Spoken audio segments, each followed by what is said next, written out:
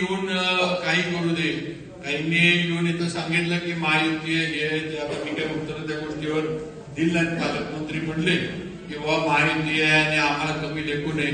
आमचं कधीच तुम्हाला कमी लेखायचं नाही, पण आमचं एवढंच म्हणणं आहे, ते पत्रकारांना पण मला सांगायचं की जसं भास्कर पाटणमध्ये निर्णय होईल तसा निर्णय मेढ्यामध्ये होईल.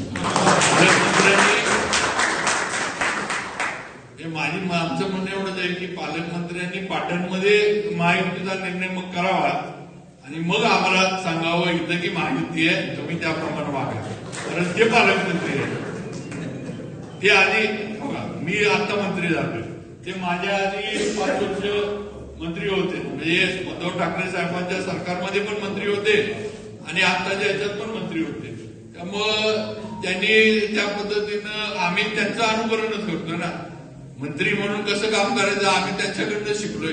वयानं पण ते मोठे आहेत पालकमंत्री, त्यामुळे त्यांचा आदर तर आहेच आम्हाला काय. त्यामुळे ते जसं अनुकरण पाटणमध्ये करतील तसं अनुकरण आणि तसे निर्णय मेढ्यामध्ये सुद्धा होते.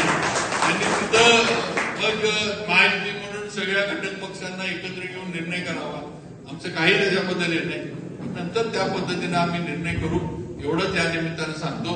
कारण शेवटी काय आपली ताकद आहे, आपण समाजामध्ये लोकांमध्ये आहोत. आपण काही नुसतं निवडणूक आली म्हणून आलो आणि काय तर सांगितलं, निवडणूक झाल्यावर मगाशी मी जसं म्हणलं गोंधळून इथनं निघून गेलो असं नाही. आपण प्रत्येक विषयासाठी, प्रत्येक प्रश्नासाठी, प्रत्येक कामासाठी आपण सगळेजण एकत्र येतो, वेळ देतो. एबीपी माझा, उघडा डोळे बघा नीट.